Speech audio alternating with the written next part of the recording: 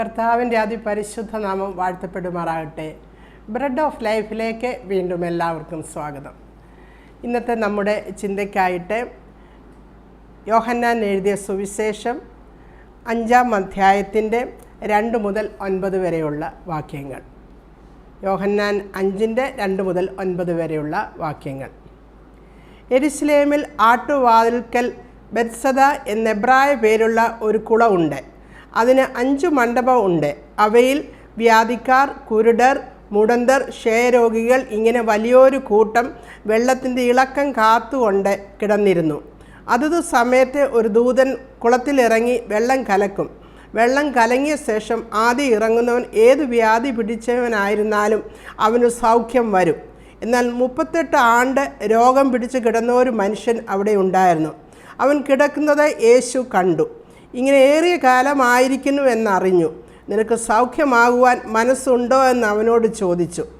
രോഗി അവനോട്, യജമാനനെ, വെള്ളം കലങ്ങുമ്പോൾ എന്നെ കുളത്തിലാക്കുവാൻ എനിക്ക് ആരുമില്ല.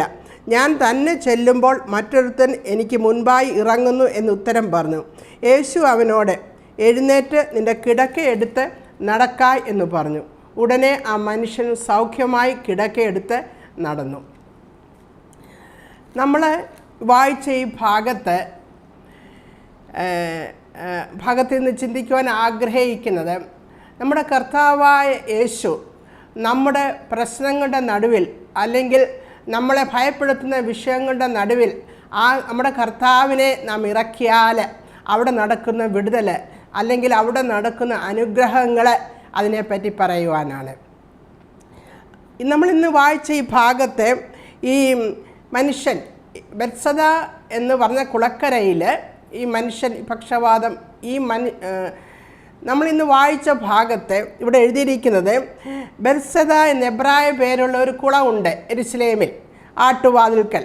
അപ്പോൾ ഈ ബെത്സദ എന്ന എബ്രായ പേരാണ്, അതിൻ്റെ അർത്ഥം ഹൗസ് ഓഫ് മേഴ്സി, കരുണയുടെ ഭവനം. ഇവിടെ അന്നത്തെ കാലത്ത് ആ സമയത്ത് രോഗം പിടിച്ചവർ ഈ കുളക്കരയിൽ, ഈ കുളത്തിൽ, അതിൻ്റെ കരയിൽ കൊണ്ട് കിടത്താറുണ്ടായിരുന്നു. അങ്ങനെ കിടന്ന ഒരു മനുഷ്യനായിരുന്നു നമ്മളെ ഇവിടെ പരാമർശിക്കപ്പെട്ടിരിക്കുന്ന ഈ മനുഷ്യൻ. അപ്പോൾ ഈ മനുഷ്യന് അനേക രോഗികൾ അവിടെ ഉണ്ട്. കുരുടർ, മുടന്തർ, പക്ഷവാത രോഗികൾ, ക്ഷയരോഗികൾ, വ്യാധിക്കാർ, ഇങ്ങനെ വലിയൊരു കൂട്ടം അവിടെ കിടപ്പുണ്ട്. അവർക്കെല്ലാം വിടുതൽ വേണം, അവർക്കെല്ലാം സൗഖ്യം വേണം. അതിനായിട്ടാണ് അവർ ബെത്സദ കുളക്കരയ്ക്കിൽ ഇവർ കിടക്കുന്നത്. അത് കരുണയുടെ ഭവനമാണെങ്കിലും അവർക്കാർക്കും അവിടെ, എല്ലാവർക്കും ഒന്നും അവിടെ കരുണ ലഭിക്കുന്നില്ല. അങ്ങനെ 38 വർഷക്കാലം അവിടെ കിടന്നിട്ടും യാതൊരു കരുണയും ലഭിക്കാത്ത മനുഷ്യനെ പറ്റിയാണ് നാം ഇപ്പോൾ വായിച്ചത്. നമ്മുടെ കർത്താവ് ജനിക്കുന്നതിന് മുന്നേ തന്നെ ഈ മനുഷ്യൻ അവിടെ വ്യാധി പിടിച്ചവനായി അവിടെ കിടക്കുകയാണ്. അദ്ദേഹത്തിന് സൗഖ്യമാകുവാൻ മനസ്സുണ്ട് എങ്കിലും കർത്താവ് ചോദിക്കുമ്പോൾ മനസ്സുണ്ട് എന്നുള്ളൊരു ആൻസർ അവിടെ ഈ മനുഷ്യൻ പറയുന്നില്ല. അതിന് പകരം കർത്താവ് അവനെ കണ്ടു. എത്രയോ വർഷം, ഏതാണ്ട് 40 വർഷത്തോളമായി അവിടെ കിടക്കുവാൻ തുടങ്ങിയിട്ട് എത്രയോ പേര് അവനെ കണ്ടിട്ടുണ്ട്. എന്നാൽ കർത്താവ് അവനെ കണ്ടപ്പോൾ അവിടെ ഒരു പ്രത്യേകതയുണ്ടായി. കർത്താവ് ഇത്രയും 38 വർഷക്കാലം അവൻ ഇവിടെ കിടക്കുകയാണെന്ന് കർത്താവിന് മനസ്സിലായി. കർത്താവ് അറിഞ്ഞു, 38 വർഷം കൊണ്ട് അവനിവിടെ യാതൊരു മാറ്റവുമില്ലാതെ, അവൻ്റെ അവസ്ഥയ്ക്ക് യാതൊരു മാറ്റവുമില്ലാതെ അവിടെ കിടക്കുകയാണല്ലോ എന്നുള്ള അവൻ്റെ ആ സാഹചര്യം, അവൻ്റെ വേദന മനസ്സിലാക്കി കർത്താവ് അവനോടൊരു ചോദ്യം ചോദിക്കുകയാണ്, നിനക്ക് സൗഖ്യമാകുവാൻ മനസ്സുണ്ട്? അവൻ ഒറ്റ മറുപടി പറയാമായിരുന്നു, എനിക്ക് മനസ്സുണ്ട് കർത്താവേ, അല്ലെങ്കിൽ എനിക്ക് സൗഖ്യമാകണ്ട. പക്ഷെ അവൻ അതൊന്നും അല്ല പറഞ്ഞത്. അവൻ പറയുന്നത്, അവനിവിടെ നമ്മൾ വായിച്ച കേട്ട ഭാഗത്തുണ്ടല്ലോ, അവൻ പറയുന്നത് ഈ കുളം കലക്കുമ്പോൾ ആദ്യം ഇറങ്ങുന്ന വ്യക്തി അവിടെ സൗഖ്യമാക്കും. എന്നാൽ അവൻ ആദ്യം ഇറങ്ങാൻ പറ്റുന്നില്ല, അവനെ ആരും അവിടെ പിടിച്ചുകൊണ്ട് പോകുന്നില്ല. അവൻ തനിയെ ഉടന്തി നടന്നു പോകുമ്പോഴത്തേക്ക് വേറൊരാൾ ആദ്യം ഇറങ്ങുന്നത് കൊണ്ട് അവന് സൗഖ്യം ലഭിക്കുന്നില്ല. അതാണ് അവൻ്റെ കംപ്ലൈൻറ്റ്. ഈ വെള്ളത്തിന് അതിനെപ്പറ്റി പറയുന്നത്, ഈ കുളത്തിൽ വെള്ളമുണ്ടാകുന്നത് തന്നെ ചെറിയ ചെറിയ സ്പ്രിങ്സ് പൊങ്ങി വന്ന് അതിൽ നിന്നുള്ള ഉറവിൽ നിന്നാണ് ഈ കുളം നിറയുന്നതാണെന്നാണ് പറയപ്പെടുന്നത്. അപ്പോൾ ആ സ്പ്രിങ്സ് ഇങ്ങനെ വന്ന് വെള്ളം ഇങ്ങനെ നിറയുമ്പോൾ അവിടെ ഒരു ഡിസ്റ്റർബൻസ് ഉണ്ടാകുന്നു. ആ വെള്ളം ആ വെള്ളത്തിനകത്തൊക്കെ ഒത്തിരി മിനറൽസ് ഉണ്ട്. അതുകൊണ്ട് ഏതാണ്ട് ഒരു കലങ്ങിയ ഒരു ചുവന്ന കളറാണ് ആ വെള്ളത്തിന്. അപ്പോൾ ഈ വെള്ളത്തിന് നല്ല മെഡിസിനൽ വാല്യൂ ഉണ്ടെന്നാണ് പറയുന്നത്. അപ്പോൾ ഈ വെള്ളത്തിൽ ആദ്യമായി കലങ്ങുമ്പോൾ എപ്പോഴും അതിനകത്തൊരു ഡിസ്റ്റർബൻസ് ഉണ്ട്, ഉറവകൾ ഇങ്ങനെ വന്ന് ചാടുന്നത് കൊണ്ട്. അപ്പോൾ ഈ മനുഷ്യനോട് മനസ്സുണ്ടോ എന്ന് ചോദിച്ചപ്പോൾ ആ മനുഷ്യൻ, എന്നെ ആരും ഇറക്കുവാൻ ആരുമില്ല കർത്താവേ എന്നുള്ള മറുപടിയാണ് പറയുന്നത്. വാസ്തവമായി മനുഷ്യന് മനസ്സുണ്ട്. അത് കാരണം അവൻ തന്നെ ശ്രമിച്ചിട്ടുണ്ട് ഇറങ്ങുവാൻ. അതുതന്നെയല്ല, അവനൊരു വിശ്വാസവും ഉണ്ട്, ഇവിടെ ഇറങ്ങിയാൽ എനിക്ക് സൗഖ്യം കിട്ടുമെന്നുള്ളൊരു വിശ്വാസവും ഉണ്ട്. അവനത് ശ്രമിച്ചിട്ടുമുണ്ട്. എന്നാൽ അവൻ മനസ്സിലാക്കുന്നില്ല, എന്നോട് ചോദിക്കുന്ന ഈ മനുഷ്യൻ സകല രോഗങ്ങളുടെയും വൈദ്യനായ സർവശക്തനായ ദൈവത്തിൻ്റെ പുത്രനായ ക്രിസ്തുവാണ്, യഹോവ റാഫയാണ്, അവൻ സൗഖ്യദായകനാണ് എന്നുള്ള കാര്യം മനസ്സിലാക്കാതെ അവൻ പറയുന്നു. കർത്താവ് അവൻ്റെ പരാതി അവൻ പറയുകയാണ്, അവൻ്റെ നിസ്സഹായ അവസ്ഥ അവൻ പറയുകയാണ്. ഇതുവരെ അവനെ സഹായിക്കുവാൻ ആരും കടന്നു വരാത്തതിൽ നിന്നുണ്ടായ, അല്ലെങ്കിൽ അവനെ മറ്റുള്ള നെഗ്ലക്റ്റ് ചെയ്തതിൽ നിന്നുണ്ടായ വേദനയിൽ നിന്ന് അവൻ പറയുകയാണ്. എന്നാൽ അവന് മനസ്സുമുണ്ട്, അവന് അവിടെ ഇറങ്ങിയാൽ സൗഖ്യമാകുമെന്നുള്ള വിശ്വാസവുമുണ്ട്. എന്നാൽ കർത്താവ് ചോദിക്കുന്നു, നിനക്ക് സൗഖ്യമാകുവാൻ മനസ്സുണ്ട്? കർത്താവ്, എന്താണ് നിൻ്റെ പരാതി? അവൻ്റെ പരാതിയെക്കുറിച്ച് കൂടുതലായിട്ട് എക്സ്പ്ലനേഷൻ ഒന്നും അവൻ പറഞ്ഞത് കേട്ടു എന്നല്ലാതെ കൂടുതൽ എന്താ നീ പരാതിപ്പെടാൻ കാരണം, കൂടുതൽ എക്സ്പ്ലനേഷൻ ഒന്നും കർത്താവ് ചോദിക്കാതെ തന്നെ അവനോട് പറയുന്നു, നീ കിടക്ക എടുത്ത് നടക്ക എന്ന് പറയുന്നു. കർത്താവിന് കാര്യങ്ങളെല്ലാം അറിയാമല്ലോ. കർത്താവ് പറയുന്നു, നീ കിടക്ക എടുത്ത് നടക്ക എന്ന്. അവൻ്റെ സൗഖ്യത്തിന് തടസ്സമായി കണ്ടത് അവനെ കുളത്തിൽ ഇറക്കുവാൻ ആരുമില്ലെന്നുള്ളതാണ് അവൻ തടസ്സമായിട്ട് കണ്ടത്. എന്നാൽ അവന് യേശു പറഞ്ഞപ്പോൾ, എന്നാൽ അവന് വിശ്വാസമുണ്ടായിരുന്നു അവൻ സൗഖ്യമാകുമെന്ന്. എന്നാൽ അതുകൊണ്ടാണ് കിടക്കയെടുത്ത് നടക്ക എന്ന് പറഞ്ഞപ്പോൾ തന്നെ അവന് അവിടെ എഴുതിയിരിക്കുന്ന, അവൻ കിടക്കയെടുത്തു, സൗഖ്യമായി കിടക്കയെടുത്തു നടന്നു എന്ന് പറയുന്നു. അപ്പോൾ അവനിലൊരു വിശ്വാസമുണ്ടായിരുന്നു. അവൻ തടസ്സമൊക്കെ പറഞ്ഞെങ്കിലും അവനിലൊരു വിശ്വാസമുണ്ടായിരുന്നു അവൻ സൗഖ്യമാകുമെന്ന്. എന്നാൽ അതുകൊണ്ടാണ് നീ കിടക്കയെടുത്ത് നടക്ക എന്ന് പറഞ്ഞപ്പോൾ അവനവിടെ നടന്നത്. പ്രിയപ്പെട്ടവരെ, നമ്മുടെ ജീവിതത്തിൽ പ്രതികൂലങ്ങളും പ്രതിസന്ധികളും രോഗങ്ങളും പ്രയാസങ്ങളൊക്കെ വരുമ്പോൾ നമ്മൾ പ്രാർത്ഥിച്ച് ഒരു പക്ഷേ മടുത്ത് കാണുമായിരിക്കാം. നാം ദൈവത്തോടെ നിലവിളിച്ച് നമ്മൾ മറുപടി കിട്ടാതെ നമ്മൾ അവശരായി, നിരാശരായി, നിസ്സഹായതയിൽ നമ്മളും കർത്താവിനോട് പരാതികൾ പറയുന്നവരായിരിക്കാം. എന്നാൽ കർത്താവിനെ നമ്മുടെ വിഷയത്തിലോട്ട് ഇറക്കുകയാണെങ്കിൽ, കർത്താവിൻ്റെ അടുക്കലേക്ക് നാം ചെന്ന്, വാസ്തവമായിട്ടും ചെന്ന്, അല്ലെങ്കിൽ കർത്താവ് നമ്മുടെ അടുക്കലേക്ക് കടന്നു വന്ന് ആ പ്രശ്നങ്ങളുടെ നടുവിൽ നാം കർത്താവിനെ ഇറക്കുമ്പോൾ തീർച്ചയായിട്ടും ഒരു പ്രശ്ന പരിഹാരം നമ്മുടെ കർത്താവ് തരുവാൻ മതിയായതാണ്. പലപ്പോഴും നാം നമ്മുടെ തടസ്സങ്ങളെ ദൈവമുൻപാകെ പറയാറുണ്ട്. കർത്താവെ, ഇന്ന തടസ്സങ്ങളാണ്, ഇതെങ്ങനെ നടക്കും, ഇത് നടക്കുവാൻ യാതൊരു വഴിയും ഞാൻ കാണുന്നില്ല എന്ന് സർവശക്തനായ ദൈവത്തോടെ പറയും. അത് നമ്മുടെ കണ്ടുപിടുത്തമാണ്. നമ്മൾ അങ്ങനെയാണ് ആ വിഷയത്തെ കാണുന്നത്. എന്നാൽ അങ്ങനെയല്ല നമ്മൾ കാണുന്നുണ്ട്. എല്ലാ തടസ്സങ്ങൾക്കും നമ്മുടെ കർത്താവിന് മുമ്പിൽ ഒരു തടസ്സവും വലിയ കാര്യമല്ല. ആ തടസ്സങ്ങളിൽ പ്രവർത്തിക്കുവാൻ, ആ തടസ്സങ്ങളെ മാറ്റുവാൻ, ആ ദുർഘടങ്ങളെ മാറ്റുവാൻ, ആ താമര കഥകളെ മാറ്റുവാൻ, ഇരുമ്പോടാമ്പലുകളെ പൊളിക്കുവാൻ നമ്മുടെ കർത്താവിന് ശക്തിയുണ്ട്. സർവശക്തനായ ആ ദൈവത്തെ നമ്മുടെ വിഷയത്തിൻ്റെ മേൽ ഒന്ന് ഇറക്കിയാൽ മാത്രം മതി. പൗലോസ് പറയുന്നുണ്ട്, അപ്പോസ്തലനായ പൗലോസ് താൻ എഫെസസിലായിരിക്കുമ്പോൾ ഇങ്ങനെ ഒരു കാര്യം പറയുന്നു. 1 കൊരിന്ത്യർ 16-ാം അധ്യായത്തിൻ്റെ 8-9 വാക്യങ്ങളിൽ പൗലോസ് പറയുന്നത്, ഞാൻ എഫെസസിൽ പെന്തിക്കോസ്ത് നാൾ വരെ ഞാൻ പാർക്കും. അപ്പോൾ അവിടെ എനിക്ക് അവിടെ കർത്താവ് വലിയതും സഫലവുമായ ഒരു വാതിൽ തുറന്നിരിക്കുന്നു.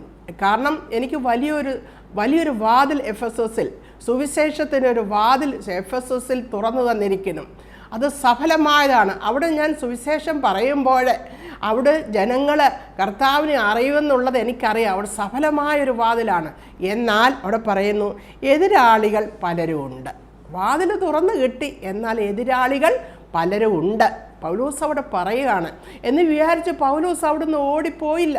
പൗലോസിന് അറിയാം അവിടെ തടസ്സങ്ങൾ ഉണ്ടെന്ന്, അവിടെ എതിരാളികൾ ഉണ്ടെന്ന് അറിയാം. പക്ഷെ പൗലോസിന് അറിയാം എനിക്ക് ഈ വാതിൽ ആരാണ് തുറന്നു തന്നത്, അതും പൗലോസിന് അറിയാം. അതുതന്നെയല്ല, കർത്താവായ യേശു പൗലോസിനെ കണ്ടുമുട്ടുമ്പോൾ പൗലോസുമായിട്ടുള്ള എൻകൗണ്ടറിൽ കർത്താവ് ആദ്യമേ തന്നെ പറയുന്നുണ്ട്, നിനക്ക് അനേക കഷ്ടങ്ങളും പ്രയാസങ്ങളും ഒക്കെ സഹിക്കേണ്ടതായിട്ട് വരും, എന്നാൽ അതൊന്നും അനർത്ഥമൊന്നും നിനക്ക് ദോഷത്തിന് കാരണമാകയില്ല, ഞാൻ നിന്നോട് കൂടെ ഇരുന്ന് പ്രവർത്തിക്കുമെന്ന് കർത്താവ് അവനൊരു വാഗ്ദത്തം കൊടുത്തത് അവൻ്റെ ഉള്ളിൽ കിടപ്പുണ്ട്.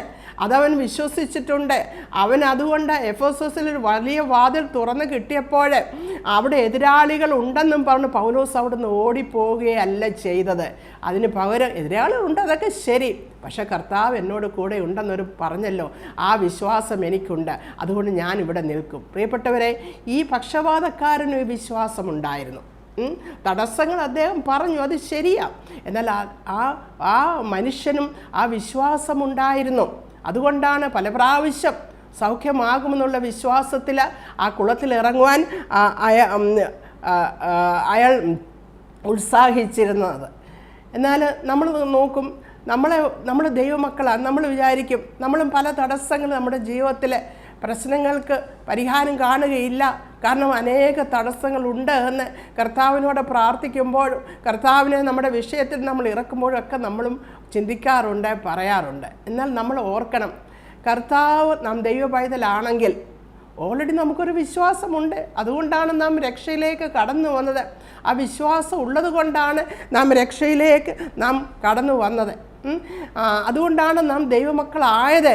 ആ വിശ്വാസം നമ്മുടെ ഉള്ളത്തിലുണ്ട്. എന്നാൽ ഈ മനുഷ്യൻ അതിനെ കാണാതെ വണ്ണം ആ തടസ്സങ്ങളെ മുന്നിൽ കണ്ടതുപോലെ നാമും നമ്മളിലുള്ള വിശ്വാസങ്ങളെ മനസ്സിലാക്കാതെ നാം തടസ്സങ്ങളെയാണ് പലപ്പോഴും നാം കാണുന്നത്. എന്നാൽ നമ്മുടെ വിഷയത്തിൽ കർത്താവിനെ നമ്മൾ ഇറക്കുക. നമ്മുടെ വിഷയം, നമ്മുടെ ഏത് പ്രതിസന്ധി ആയാലും നമ്മുടെ കർത്താവ് നമ്മുടെ അടുക്കൽ ആ പ്രശ്ന പരിഹാരകനായി വരുമ്പോൾ ആ പ്രശ്നങ്ങൾ പറയുവാൻ പലരും കാണും. ഇന്നെന്താ പ്രശ്നം, എൻ്റെ വീട്ടിൽ ചിലർ വന്ന് പ്രാർത്ഥിച്ചു പറയും, ഇന്ന പ്രശ്നങ്ങൾ നിൻ്റെ വീട്ടിലുണ്ട്. പക്ഷെ അതിനൊക്കെ പരിഹാരം തരാൻ അവർക്കാർക്കും കഴിയുകയില്ല. അതിന് പരിഹാരം കർത്താവിന് മാത്രമേ നമുക്ക് തരുവാൻ കഴിയുകയുള്ളൂ. നമ്മുടെ കഴിവുകൊണ്ടും നമ്മുടെ ബുദ്ധി കൊണ്ടും ഒക്കെ നമ്മൾ കാര്യങ്ങളെ കൈകാര്യം ചെയ്യാൻ നോക്കുമ്പോൾ, ഹല്ലേലൂയ, നമ്മൾ ദൈവമക്കളാണെങ്കിൽ ഏത് ചെറിയതും വലുതുമായ പ്രശ്നങ്ങളെ കർത്താവിന് മുമ്പിൽ കൊണ്ടു കൊടുക്കുക. നമ്മുടെ ബുദ്ധി കൊണ്ടും നമ്മുടെ ജ്ഞാനം കൊണ്ടും ഒക്കെ നമ്മൾ അറിവ് കൊണ്ടുമൊക്കെ നമ്മളതിനെ കൈകാര്യം ചെയ്യുവാൻ ചിലപ്പോൾ തുടങ്ങുമായിരിക്കും. എന്നാൽ കാര്യങ്ങൾ പിന്നെയും പ്രശ്നത്തിലേക്ക് പോയിക്കൊണ്ടിരിക്കും. എന്നാൽ നമ്മുടെ കർത്താവിന് പ്രശ്ന പരിഹാരകനായ ഏത് പ്രശ്നങ്ങളുടെയും നടുവിൽ നമുക്ക് ഉത്തരം തരുവാനും വിടുതൽ തരുവാനും കഴിവുള്ള കർത്താവിനെ നമുക്ക് അതിലോട്ടൊന്ന് ഇറക്കാം. പ്രിയപ്പെട്ടവരെ, ആ കർത്താവിൻ്റെ കരങ്ങളിൽ മാത്രമാണ് നമുക്ക് വിടുതലുള്ളത്. അങ്ങനെ നമ്മൾ കർത്താവിനെ നമ്മുടെ പ്രശ്നത്തിലേക്ക് നമ്മൾ കൊണ്ടുവരിക. ഇപ്പോൾ കർത്താവ് അതുതന്നെയാണ് കർത്താവ് പറയുന്നതിന് നമ്മൾ കാതോർക്കുക. ഈ മനുഷ്യൻ കർത്താവ് പറഞ്ഞപ്പോൾ തന്നെ കിടക്കയെടുത്ത് നടന്നു. അതിനെ അനുസരിച്ചു, ആ ശബ്ദത്തെ കേട്ട ശബ്ദത്തെ അവിടെ അനുസരിക്കുകയാണ്. കാരണം അവൻ്റെ ഉള്ളിലുള്ള വിശ്വാസം അവിടെ പ്രവർത്തിച്ചു തുടങ്ങി. അതുകൊണ്ട് കർത്താവിനെ നമ്മുടെ പ്രശ്നത്തിൻ്റെ ഉള്ളിലേക്ക് കൊണ്ടുവന്ന് അവൻ്റെ മുഖത്തേക്ക് നോക്കി അവൻ്റെ ശക്തിയിലും ദൈവത്തിൻ്റെ ശക്തിയിലും ദൈവത്തിൻ്റെ അധികാരത്തിലും നാം ആശ്രയിക്കുക. ദൈവത്തിൻ്റെ ശക്തിയിൽ നാം ആശ്രയിക്കുക. അന്ന് ഈ മനുഷ്യനെ സൗഖ്യമാക്കിയ കർത്താവിനെ തന്നെയാണ് ഇന്നും നാം വിളിക്കുന്നത്. കർത്താവിൻ്റെ ശക്തിയിലും കർത്താവിലുള്ള അധികാരത്തിലും നാം വിശ്വസിക്കാം. അപ്പോൾ തന്നെ ദൈവത്തോട് പ്രാർത്ഥിക്കുമ്പോൾ നമ്മുടെ നാവ് കൊണ്ട് നമ്മൾ ഒരു വശത്ത് കണ്ണുനീരോടുകൂടി പ്രാർത്ഥിക്കുന്നു, എന്നാൽ മറുവശത്തെ സാധ്യതകളൊന്നും കാണുന്നില്ല, ഇത് നടക്കുകയില്ല, ഈ വിഷയം നടത്തുവാൻ നമ്മുടെ ദൈവത്തിന് എങ്ങനെ കഴിയും എന്നുള്ള വലിയ ചെറിയ കാര്യങ്ങൾ വല്ലതും ആക്കി നടന്നേന് ഇത്രയും വലിയ കാര്യം എങ്ങനെ നടക്കും എന്നുള്ള അവിശ്വാസത്തിൻ്റെ വാക്കുകളും നാം പറയാറുണ്ട്. അങ്ങനെ ഒരിക്കലും ആകരുത്. ദൈവവചനം പറയുന്നത് സദൃശവാക്യങ്ങൾ 18-ാം അധ്യായത്തിൻ്റെ 21-ാം വാക്യത്തിൽ ഇങ്ങനെ പറയുന്നുണ്ട്, മരണവും ജീവനും നാവിൻ്റെ അധികാരത്തിലിരിക്കുന്നു, അതിലിഷ്ടപ്പെടുന്നവൻ അതിൻ്റെ ഫലം അനുഭവിക്കുമെന്ന്. നമ്മുടെ വാക്കുകൾക്ക് ശക്തിയുണ്ട്. നമ്മൾ ഒരു വശത്ത് പ്രാർത്ഥിക്കുമ്പോൾ മറുവശത്ത് നമ്മൾ നടക്കുകയില്ല എന്നുള്ള വാക്കുകളാണ് നാം പറയുന്നത്. അപ്പോൾ നമ്മുടെ കർത്താവിൻ്റെ ശക്തിയെയും കർത്താവിൻ്റെ അധികാരത്തെയും നാം കുറച്ച് കാണുന്നത് കൊണ്ടാണ് നാം അവിടെ പറയുന്നത്. എന്നാൽ നമ്മൾ ഓർക്കണം, ഏത് പ്രശ്നമായാലും ദൈവത്തിൻ്റെ കരങ്ങളിൽ സമർപ്പിക്കുമ്പോൾ കർത്താവിൻ്റെ സമയത്ത് മാത്രമേ അതിന് മറുപടി വരികയുള്ളൂ. ആ കർത്താവ് അത് നടത്തി തരുമെന്ന് നമുക്ക് ആശ തന്നിട്ടുണ്ടെങ്കിൽ, ചെയ്തു തരുമെന്ന് നമുക്ക് മനസ്സിലാക്കി തന്നിട്ടുണ്ടെങ്കിൽ കർത്താവിൻ്റെ സമയത്തിന് വേണ്ടി നാം കാത്തിരിക്കണം. ആ സമയത്ത് ദൈവത്തിനറിയാം ഏത് അനുഗ്രഹം വിടുതലൊക്കെ നമുക്ക് ഏത് സമയത്താണ് നമുക്ക് തരേണ്ടതുണ്ടെന്ന് ദൈവത്തിന് നമ്മുടെ സമയങ്ങളെ പറ്റിയൊക്കെ നന്നായിട്ട് അറിയാവുന്നത്. അതുകൊണ്ട് ആ സമയത്ത് നമ്മൾ വരെ കാത്തിരിക്കുവാൻ നമ്മൾ ബാധ്യസ്ഥരാണ്. ദൈവകരങ്ങളിൽ നമ്മളെ സമർപ്പിക്കും. ഏത് വിഷയമാണെങ്കിലും ആ കർത്താവിനെ ആ വിഷയത്തിലേക്ക് നമുക്ക് ഇറക്കാം. നമ്മൾക്ക് പുറപ്പാട് പുസ്തകത്തിൽ നമുക്ക് കാണാൻ കഴിയും 15-ാം അധ്യായത്തിലെ ഇസ്രായേൽ മക്കൾ അവിടെ മരുഭൂ യാത്രയിൽ ചെങ്കടൽ കടന്നു കഴിഞ്ഞിട്ട് അവർക്ക് മാറായുടെ ഒരു അനുഭവം ഉണ്ടായി. മാറായുടെ അനുഭവം എന്ന് പറഞ്ഞാൽ അവർ ശൂർ മരുഭൂമിയിൽ വന്നിട്ട് 3 ദിവസം അവർക്ക് വെള്ളം കിട്ടിയില്ല. എന്നിട്ട് മാറ എന്ന് പറഞ്ഞ സ്ഥലത്ത് ചെന്നപ്പോൾ അവർ വെള്ളം കണ്ടു. വെള്ളം കുടിക്കുവാനായിട്ട് എടുത്തപ്പോൾ ഒരു കയ്പുള്ള വെള്ളമായിരുന്നു. ജനങ്ങൾ നിലവിളിച്ചു. 3 ദിവസമായി വെള്ളം കുടിച്ചിട്ട് ജനങ്ങൾ നിലവിളിച്ചപ്പോൾ മോശ യഹോവയോട് കരഞ്ഞപേക്ഷിച്ചു. അപ്പോൾ യഹോവ എന്ത് ചെയ്തു? അവിടെ ഒരു വൃക്ഷം കാണിച്ചു കൊടുത്തു. മോശ എന്തെടുത്ത് ആ വൃക്ഷത്തിൻ്റെ ഒരു ഭാഗം വെട്ടി ആ വെള്ളത്തിലിട്ടപ്പോൾ ആ വെള്ളം മധുരമായി തീർന്നു. ആ കയ്പിനെ കർത്താവ് അവിടെ യഹോവയായി ദൈവം മധുരമാക്കി കൊടുത്തു. ആ വൃക്ഷം എന്തിനെയാണ് കാണിക്കുന്നത്? കാൽവറി മരക്കുരിശിൽ തൂങ്ങിയ നമ്മുടെ കർത്താവിനെയാണ് കാണിക്കുന്നത്. അത് വെട്ടി ആ വെള്ളത്തിലോട്ട് ഇട്ടപ്പോൾ ആ കയ്പുള്ള വെള്ളം, കുടിക്കുവാൻ കഴിയാത്ത വെള്ളം കുടിക്കുവാൻ പാകമായി അവിടെ തീർന്നു. പ്രിയപ്പെട്ടവരെ, അപ്പോൾ ഉണ്ടായതാണോ വൃക്ഷം? ഒരിക്കലുമല്ല. ഇസ്രായേൽ മക്കൾ ഒരു പക്ഷേ ഇസ്രായേലിൽ നിന്ന് ഈജിപ്തിന് ഇറങ്ങുന്നതിന് മുമ്പേ, അവർ ഈ മരുഭൂമിയിൽ കടക്കുന്നതിന് മുമ്പേ, ഇസ്രായേൽ ജനങ്ങൾ മോശയോട് വിളിച്ചപേക്ഷിക്കുന്നതിന് മുമ്പേ തന്നെ കർത്താവ് ആ വൃക്ഷം അവിടെ കരുതിയിരുന്നു. കാൽവറിയിൽ ഉയർത്തപ്പെട്ട് നമ്മുടെ കർത്താവ് നമ്മുടെ കയ്പുള്ള അവസ്ഥയിൽ ആ കർത്താവിനെ ഇറക്കിയാൽ, ആ കർത്താവിനെ ഒന്നിട്ടാൽ നമ്മുടെ അമ്മാറായ മധുരമാക്കുവാൻ നമ്മുടെ ദൈവത്തിനെ കഴിയും. നമ്മുടെ ജീവിതത്തിൽ അനേക കൈപ്പേറിയ അവസരങ്ങൾ നമ്മുടെ ജീവിതത്തിലൊക്കെ ഉണ്ടാകാറുണ്ട്. എന്നാൽ പ്രിയപ്പെട്ടവരെ, നമ്മൾ ആ ദൈവത്തിൻ്റെ കരങ്ങളിലേക്ക് ആദ്യം നമ്മളെ തന്നെ ഒന്ന് ഇട്ടുകൊടുക്കുക. അതിനെ മാറ്റുവാൻ ദൈവം മതിയായ ദൈവമാണ്. ഏത് അവസരത്തിലും ആ കർത്താവിനെ നമ്മുടെ പ്രശ്നങ്ങളുടെ നടുവിലേക്ക് പ്രശ്ന പരിഹാരകനായി നമ്മുടെ കർത്താവിനെ കണ്ട് നമുക്ക് ആ കരങ്ങളിലേക്ക് നമ്മുടെ പ്രശ്നത്തെ സമർപ്പിക്കും. അതുപോലെ നമുക്ക് കാണാൻ കഴിയും സുവിശേഷങ്ങളിലെല്ലാം ഉണ്ട്. മത്തായി, മാർക്കോസ്, ലൂക്കോസ് സുവിശേഷങ്ങളിലുണ്ട് രക്തസ്രാവമുള്ള സ്ത്രീയെ പറ്റിയുള്ള കാര്യം. നമുക്കതിൽ മർക്കോസിന് സുവിശേഷം 5-ാം അധ്യായത്തിൻ്റെ 25 മുതൽ 28 വാക്യങ്ങളിൽ അവിടെ ഇങ്ങനെ കിടപ്പുണ്ട്. 12 സംവത്സരമായിട്ട് രക്തസ്രാവമുള്ളവളായി പല വൈദ്യന്മാരിലും ഏറിയോന്ന് സഹിച്ച് തനിക്കുള്ളതൊക്കെയും ചെലവഴിച്ചിട്ടും ഒട്ടും ഭേദം വരാതെ ഏറ്റവും പരവശയായി തീർന്നൊരു സ്ത്രീ യേശുവിൻ്റെ വർത്തമാനം കേട്ടു. അവൻ്റെ വസ്ത്രമെങ്കിലും തൊട്ടാൽ ഞാൻ രക്ഷപ്പെടൂ എന്ന് പറഞ്ഞ് പുരുഷാരത്തിൽ കൂടി പിറകിൽ വന്ന് അവൻ്റെ വസ്ത്രം തൊട്ടു. ക്ഷണത്തിൽ അവളുടെ രക്തസ്രവം നിന്നു, ബാധ മാറി, താൻ സ്വസ്ഥയായി എന്ന് അവർ ശരീരത്തിൽ അറിഞ്ഞു. ഇവിടെ എഴുതിയിരിക്കുന്ന ആ സ്ത്രീ, ആ രക്തസ്രാവമുള്ള സ്ത്രീ, അവൾ 12 വർഷമായിട്ട് അവൾക്ക് ഇഷ്യൂ ഉണ്ട്.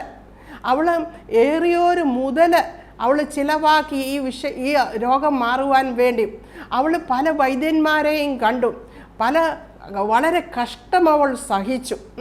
ഇങ്ങനെയൊക്കെയുള്ള കഷ്ടത്തിലായിരുന്ന ഒരു സ്ത്രീ കർത്താവിനെ പറ്റിയുള്ള വർത്തമാനം കേട്ടു. അപ്പോൾ അവളുടെ ഹൃദയത്തിൽ, അവളുടെ മനസ്സിൽ ചിന്ത ഉയർന്നു. ഈ കർത്താവിനെ പറ്റിയുള്ള അനേക വർത്തമാനം അവൾ കേട്ടിട്ടുണ്ടായിരിക്കാം. കർത്താവ് സൗഖ്യമാക്കുന്ന കാര്യം, കുരുടനെ സൗഖ്യമാക്കിയ കാര്യം, ഇങ്ങനെ പല കാര്യങ്ങൾ, മുടന്തനെ സൗഖ്യമാക്കിയ കാര്യം, അതൊക്കെ കേട്ടിട്ട് യേശുവിൻ്റെ തൊങ്ങലിലെങ്കിലും എനിക്കൊന്ന് തൊട്ടാൽ മതി. കാരണം അവളങ്ങനെ ചിന്തിക്കുവാൻ കാരണമുണ്ട്. അവളെ സംബന്ധിച്ചിടത്തോളം അവൾക്കിങ്ങനെ പുറത്ത് ഇറങ്ങി നടക്കുവാൻ തടസ്സമുണ്ട്. കാരണം ദൈവവചനത്തിൽ പറയുന്നുണ്ട്, പഴയ നിയമത്തിൽ അവർക്ക് കൊടുത്ത നിയമങ്ങളിലുണ്ട്, ഒരു സ്ത്രീക്ക് ഈ ബ്ലീഡിങ് അത് കണ്ടിന്യൂസ് ആയിട്ട് തുടർന്നാൽ അവളെ അശുദ്ധിയായിട്ട് എണ്ണണമെന്നുണ്ട്. നമുക്ക് ലേവ്യ പുസ്തകം 15-ാം അധ്യായത്തിൻ്റെ 25 മുതൽ 27 വരെയുള്ള വാക്യങ്ങൾ അവിടെയുണ്ട്. ഒന്നാമതായിട്ട് അങ്ങനെ ആർക്കെങ്കിലും ഈ ബ്ലീഡിങ് ഇഷ്യൂ നീണ്ടു നിന്നാൽ അവരെ അശുദ്ധരായിട്ട് കരുതണം. അതുതന്നെയല്ല, അശുദ്ധരായിട്ട് അവൾ ഇരിക്കുന്നിടമൊക്കെ അശുദ്ധമായി തീരും, അവളെ തൊടുന്നവരും അശുദ്ധരായി തീരുമെന്നൊക്കെ ദൈവവചനത്തിൽ പറഞ്ഞിട്ടുണ്ട്. അവൾക്ക് പബ്ലിക്കിൽ ഇറങ്ങി നടക്കുവാൻ പറ്റുകയില്ല, അവൾക്ക് തനിയെ അവളായിരിക്കണം എന്നുള്ള നിബന്ധനകളൊക്കെ പഴയ നിയമത്തിൽ പറയുന്നത് കൊണ്ട് അവൾക്ക് പുറത്തു പോകുവാൻ കഴിയുകയില്ല. അത് അവിടെ തടസ്സമായിരുന്നു. അവളെ തൊടുന്നവരെല്ലാം അശുദ്ധരെന്ന് വിളിക്കപ്പെടും. എന്നാൽ അവൾ ആ തടസ്സങ്ങളെ കണ്ടില്ല. അവൾ ആ തടസ്സങ്ങളെ ഒരുപക്ഷെ അവളുടെ ലാസ്റ്റ് റിസോർട്ടായിരിക്കും യേശുവിനെ കാണണമെന്നുള്ള തീരുമാനം. കാരണം 12 വർഷമായി അസുഖം തുടങ്ങിയിട്ട് അവളുടെ രീതിയിൽ അവളെല്ലാം ചെയ്തു. എന്നാൽ അവൾ യേശുവിൻ്റെ വർത്തമാനം കേട്ടപ്പോൾ അവൾ ആ തടസ്സങ്ങളൊന്നും കാര്യമാക്കില്ല. യേശുവിലേക്ക് അവൾ അങ്ങ് ഓടിച്ചെന്നു. അവൾ ആരും കാണാതെ വസ്ത്രത്തിൽ തൊട്ട് പബ്ലിക്കിൽ അവൾക്ക് പ്രവേശിക്കാൻ കഴിയില്ല. യേശു ഒരു യഹൂദനാണ്, ഒരു പുരുഷനാണ്, ഒരു റബിയാണ്. ഈ യേശുവിനെ അവൾ തൊട്ടു. എന്നാൽ അവൾക്ക് ഉടനെ തന്നെ അവൾക്ക് രോഗസൗഖ്യം അവിടെ വന്നു. അവിടെ എഴുതിയിരിക്കുന്നത് ഉടനെ തന്നെ യേശുവിന് ശക്തി പുറപ്പെട്ട് അവൾ സൗഖ്യമായി. പ്രിയപ്പെട്ടവരെ, അവളുടെ തടസ്സത്തെ അവൾ നോക്കിയില്ല. അവളുടെ ഉള്ളത്തിൽ യേശു സൗഖ്യമാക്കുമെന്നൊരു വിശ്വാസമുണ്ടായിരുന്നു. അവളുടെ വിശ്വാസവും അവളുടെ ഡിറ്റർമിനേഷനുമാണ് അവളെ സൗഖ്യത്തിലേക്ക് കൊണ്ടുവന്നത്. അവിടെ കർത്താവ് സൗഖ്യദായകനായി അവിടെ ഇരിക്കുകയാണ്.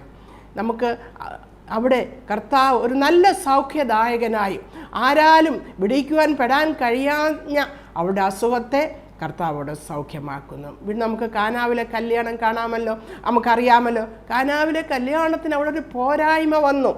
ആ പോരായ്മയെ നികത്തുവാൻ വേണ്ടി മേരി കർത്താവിൻ്റെ അടുക്കൽ പറയുന്നു, കർത്താവ് വീഞ്ഞ് തികയുന്നില്ല, കർത്താവെ ഇന്നത്തെ വിവാഹത്തിന് വീഞ്ഞ് തീർന്നുപോയി കർത്താവെ. യേശുവിനോടാണ് അവൾ പറയുന്നത്. അവിടെ ഒരു കുറവ് അവൾ യേശുവിനോട് പറയുന്നു. പ്രിയപ്പെട്ടവരെ, നമ്മുടെ ജീവിതത്തിൽ അനേക കുറവുകളുണ്ടായിരിക്കാം.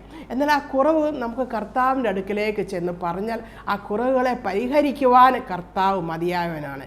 മറിയ യേശുവിനോട് ചെന്ന് വന്ന്, കർത്താവെ വീഞ്ഞ് തീർന്നുപോയി, ഞങ്ങൾക്ക് വീഞ്ഞില്ല എന്ന് പറഞ്ഞു. എന്നിട്ട് മറിയ അവിടെ പറയുന്നുണ്ട്, അവൻ എന്തെങ്കിലും പറഞ്ഞാൽ അതുപോലെ ചെയ്യുവീനെന്ന്. ബാല്യക്കാരോട് പറഞ്ഞു.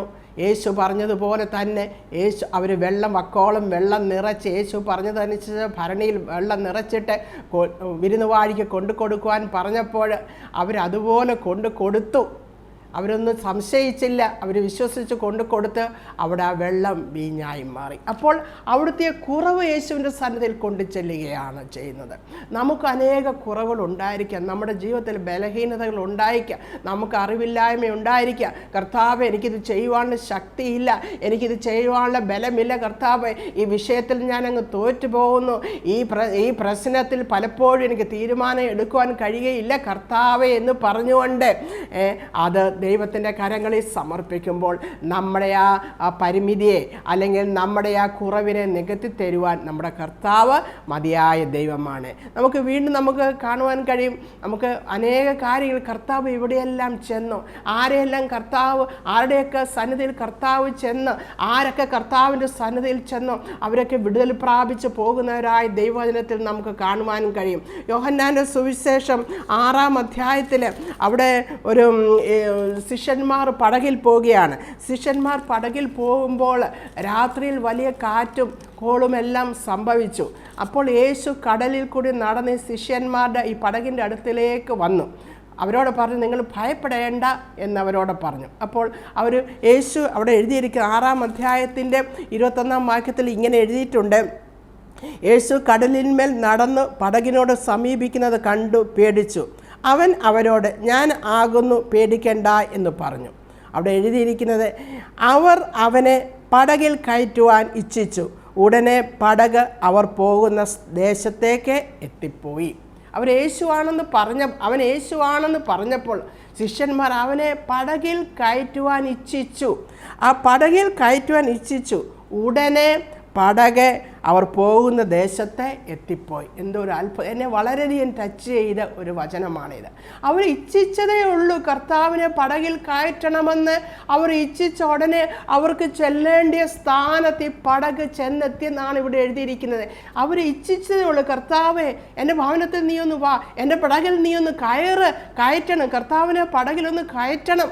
ഈ സ്ത്രീ ചിന്തിച്ചതോളം എൻ്റെ വസ്ത്രത്തിൽ നിന്ന് തൊട്ടാൽ മതി, എന്ന് പറഞ്ഞതുപോലെ ഈ ശിഷ്യന്മാർ അവനെ പടകിൽ കയറ്റണമെന്ന് ആഗ്രഹിച്ചപ്പോൾ തന്നെ ആ പടക് എത്തേണ്ടിയ സ്ഥാനത്ത് എത്തിയെന്നാണ് ഇവിടെ കിടക്കുന്നത്. അപ്പോൾ പ്രിയപ്പെട്ടവരെ, നമ്മുടെ ഏത് പ്രശ്നങ്ങളുടെ നടുവിലും നമ്മുടെ കർത്താവിനെ നമ്മൾ കയറ്റിയാൽ നമുക്കവിടെ വിടുതലുണ്ടെന്നാണ് ഈ ഭാഗത്ത് നമുക്ക് മനസ്സിലാക്കുവാൻ കഴിയുന്നത്.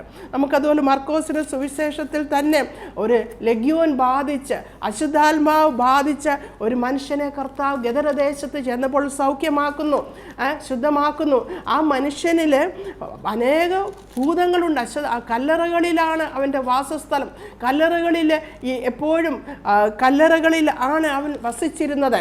എന്നാൽ ആർക്കും ചങ്ങല കൊണ്ടുപോലും അവനെ ബന്ധിക്കുവാൻ കഴിഞ്ഞിരുന്നില്ല. അപ്പോൾ ആ ചങ്ങലയൊക്കെ പൊട്ടിച്ച് അവൻ വരുവാൻ. അന്നേരം അവനെ യേശുവിനെ കണ്ടു.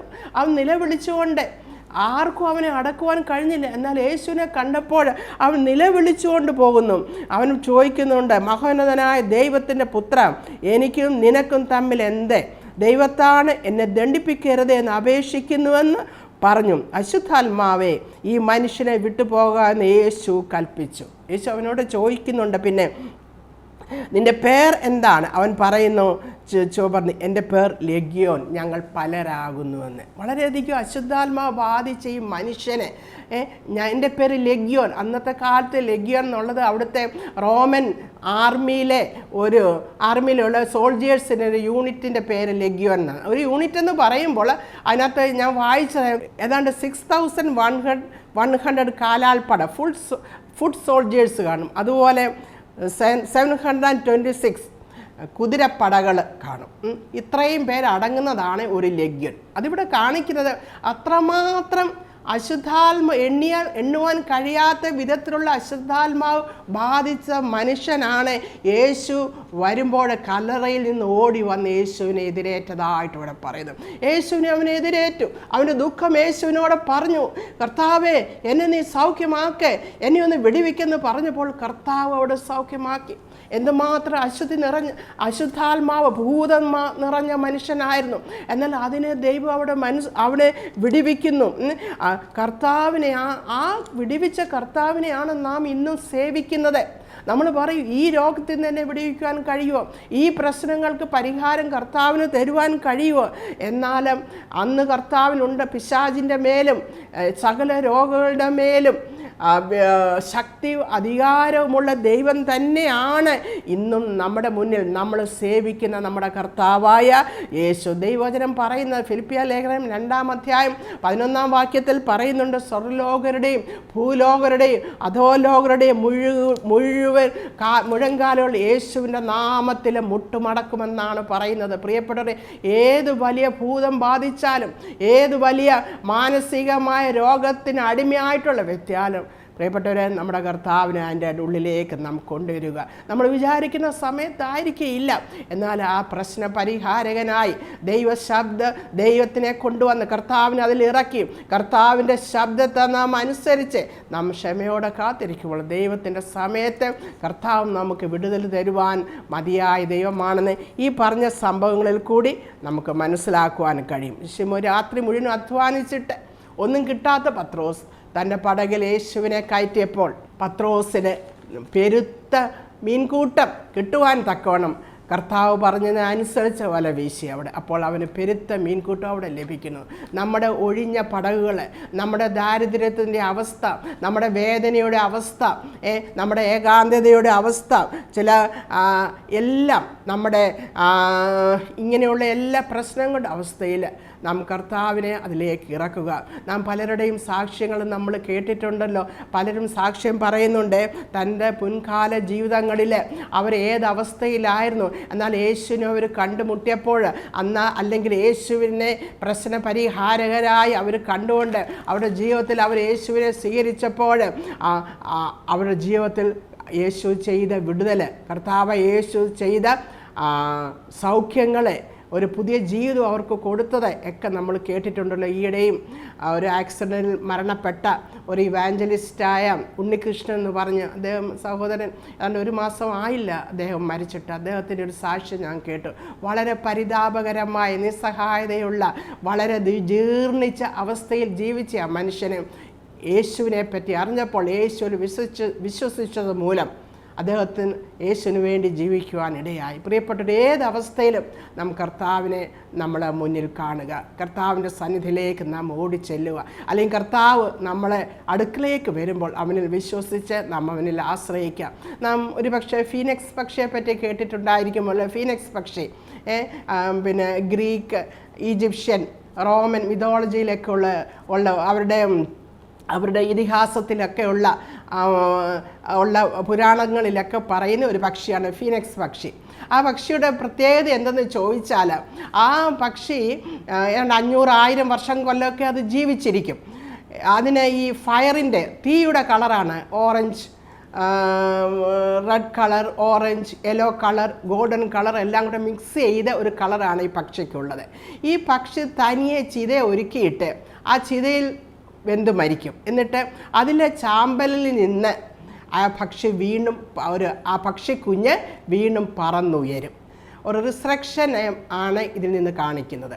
അപ്പോൾ ഈ പക്ഷിയെപ്പോലെ അതിൻ്റെ അവസ്ഥ എത്ര ചാരം ആയിട്ടുള്ള അവസ്ഥയാണെങ്കിലും, ഒന്നുമില്ലാത്ത അവസ്ഥയാണെങ്കിലും അതിൽ നിന്ന് ഈ ഫീനിക്സ് പക്ഷി, അതിൻ്റെ തന്നെ ചാരത്തിൽ നിന്ന് ഈ ഫീനിക്സ് പക്ഷി പറന്നുയരുന്നത് പോലെ, പ്രിയപ്പെട്ടവരെ, നമ്മുടെ കർത്താവിനെ നമ്മൾ കൊണ്ടുവരുമ്പോൾ, നമ്മുടെ അവസ്ഥയിലേക്ക് കൊണ്ടുവരുമ്പോൾ, നമ്മളെ ഏത് അവസ്ഥയായാലും അതിൽ നിന്ന് നമ്മളെ വിടിവിക്കുവാൻ നമ്മുടെ കർത്താവിന് കഴിയും. 38 വർഷക്കാലം പക്ഷപാത രോഗിയെ വിടിവിച്ച കർത്താവ്, ലഗ്യോൻ ബാധിച്ച മനുഷ്യനെ വിടിവിച്ചവനായ കർത്താവ്, നമ്മുടെ അവസ്ഥകളെയും മാറ്റിത്തരുവാൻ കർത്താവ് മതിയായ ദൈവമാണ്. ഒരുപക്ഷെ ബെത്സേദ കുളക്കരയിൽ കിടന്ന് ആ മനുഷ്യന് ലഭിച്ചതുപോലെ ഒരു ഇൻസ്റ്റൻറ്റ് ഹീലിംഗ് ആയിരിക്കത്തില്ല നമുക്ക് ലഭിക്കുന്നത്.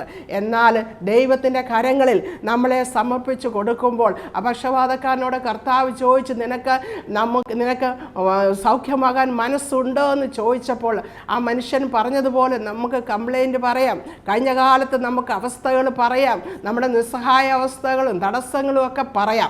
എന്നാൽ അതിനപ്പുറമായിട്ട് കർത്താവെ, എനിക്ക് മനസ്സുണ്ട്, എനിക്കൊരു വിടുതൽ വേണം കർത്താവെ. ഒരു പക്ഷെ നമ്മൾ പ്രാർത്ഥിച്ച് ഇപ്പോൾ പ്രാർത്ഥിക്കുന്നില്ലായിരിക്കാം, നമ്മൾ പറന്നുപോയ സംഗതി ആയിരിക്കാം, നമ്മൾ വിട്ടുകളഞ്ഞ സംഗതി ആയിരിക്കാം. എന്നാലും കർത്താവ് അത് ഓർക്കുന്നുണ്ട് പ്രിയപ്പെട്ടവരെ. എന്നാൽ നമ്മുടെ സമയത്തിനല്ലായിരിക്കും, ദൈവത്തിൻ്റെ സമയത്ത് കർത്താവ് അത് ചെയ്തു തരിക തന്നെ ചെയ്യും. ഒരു പക്ഷേ ഇൻസ്റ്റൻ്റായിട്ടുള്ള ഒരു വിടുതലല്ലായിരിക്കും. എന്നാൽ ഇന്ന് ഈ സമയം ഈ വചനം കേൾക്കുന്ന വ്യക്തികൾ, പ്രിയപ്പെട്ടവർ, നിങ്ങളുടെ ജീവിതം ഏതവസ്ഥയിലാണെങ്കിലും നിങ്ങൾക്ക് വിടുവിക്കപ്പെടണം.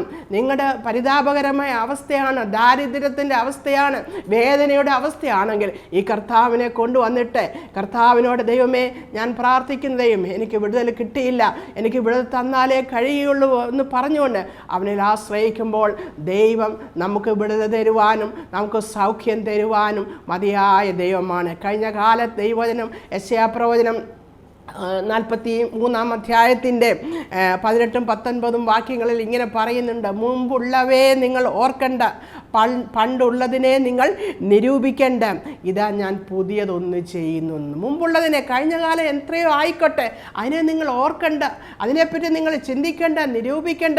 നിങ്ങളുടെ ജീവിതത്തിൽ പുതിയതൊന്ന് ചേരുവാൻ, ഈ ഫീനിക്സ് പക്ഷി പറന്നുയരുന്നത് പോലെ നിങ്ങൾക്ക് പറന്നുയരുവാൻ തക്കവണ്ണം നമ്മുടെ പ്രശ്നങ്ങളുടെ നടുവിലേക്ക് നമ്മുടെ കർത്താവിനെ നമുക്ക് ഇറക്കാം. ആ മാറായിലെ വെള്ള മധുരമായി തീരുവാൻ തക്കവണ്ണം ആ തടികഷ്ണം കർത്താവ് കാണിച്ചു കൊടുത്ത തടികഷ്ണത്തെ അവിടെ വെട്ടിയിട്ടപ്പോൾ അതൊരു മധുരമായി തീർന്നതുപോലെ, പ്രിയപ്പെട്ടവരെ, നമ്മുടെ കർത്താവിനെ നമുക്ക് ഇറക്കാം. ഈ നമ്മുടെ വിഷയത്തിൻ്റെ മേൽ നമ്മൾക്ക് ഇറക്കാം. നമ്മുടെ കർത്താവിനെ നമുക്ക് ആശ്രയിക്കാം. അവൻ്റെ ബലത്തിൽ നമുക്ക് വിശ്വസിക്കാം. അവൻ നമ്മളോടൊരു വാഗ്ദത്തം ചെയ്തിട്ടുണ്ടെങ്കിൽ, ഒരു പക്ഷേ ചെയ്തിട്ടുണ്ടെങ്കിൽ സമയമൊക്കെ തീർന്നു പോയെന്ന് നമുക്ക് തോന്നിയേക്കാം. ഇനി നടന്നിട്ട് എന്താണ് ഫലമെന്ന് നമുക്ക് ചിന്തിച്ചേക്കാം. എന്നാൽ കർത്താവ് ചെയ്തു തരുമെന്നുള്ളൊരു വാഗ്ദത്തം നിങ്ങൾക്ക് ലഭിച്ചിട്ടുണ്ടെങ്കിൽ, വാക്കുമാറാത്ത വാഗ്ദത്തങ്ങൾ വിശ്വസ്തനായ ദൈവം അങ്ങനെ തന്നെ ചെയ്യും. കാരണം അവൻ്റെ സ്വഭാവം മാറ്റാൻ കഴിയുകയില്ല. അവൻ വിശ്വസ്തനും സത്യവാനുമാണ്. അതുകൊണ്ട് പ്രിയപ്പെട്ട, ഏത് പ്രശ്നങ്ങളും നമ്മുടെ ജീവിതത്തിലുണ്ടെങ്കിലും, നമ്മുടെ അറിവില്ലായ്മയായിരിക്കാം, നമ്മുടെ കുറവുകളായിരിക്കാം, നമ്മുടെ രോഗമായിരിക്കാം, പ്രശ്നമായിരിക്കാം, അതിൽ വിടിവിക്കാൻ കർത്താവ് മതിയായ ദൈവമാണ്. എന്നാൽ ദൈവത്തിൻ്റെ ഹിതപ്രകാരം മാത്രമേ നമ്മുടെ വിടുതൽ നടക്കുകയുള്ളൂ. ചിലപ്പോൾ എല്ലാത്തിനും നമുക്ക് വിടുതൽ ലഭിച്ചെന്ന് വരികയില്ല. എന്നാൽ കർത്താവ് നമ്മളോട് വാഗ്ദത്തം ചെയ്തിട്ടുള്ള വിഷയമാണെങ്കിൽ തീർച്ചയായിട്ടും ആ വിടുതൽ ലഭിക്കും. കർത്താവിന് നമ്മളോട് മനസ്സലിവ് തോന്നും. കർത്താവ് നമ്മളെ സഹായിക്കും. ഈ വചനങ്ങളാൽ കർത്താവ് നമ്മളെ അനുഗ്രഹിക്കുമാറാകട്ടെ. ആമീൻ. നമുക്കൊരു നിമിഷം പ്രാർത്ഥിക്കാം.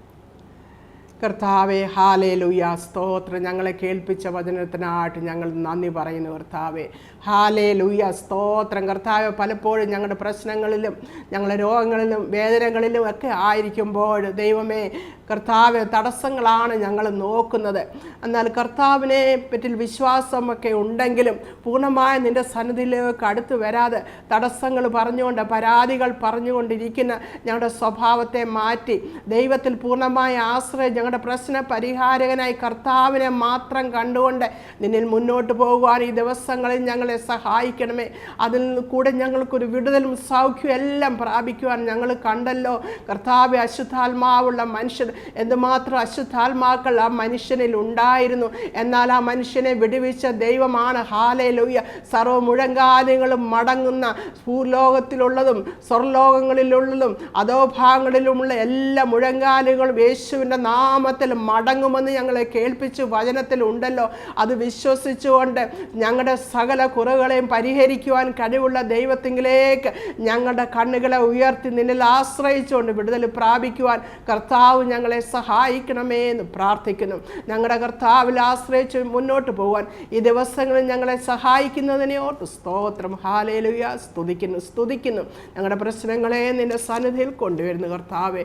അവിടുന്ന് വിടുവിക്കുന്ന ദൈവമായി ഞങ്ങളുടെ ജീവിതത്തിൽ ഉള്ളതിനെ ഓർത്ത് സ്തോത്രം ചെയ്യുന്നു. പ്രാർത്ഥന കേട്ടതിനെ ഓർത്ത് സ്തോത്രം. കർത്താവായ യേശു ക്രിസ്തുവിൻ്റെ നാമത്തിൽ തന്നെ ആമേൻ.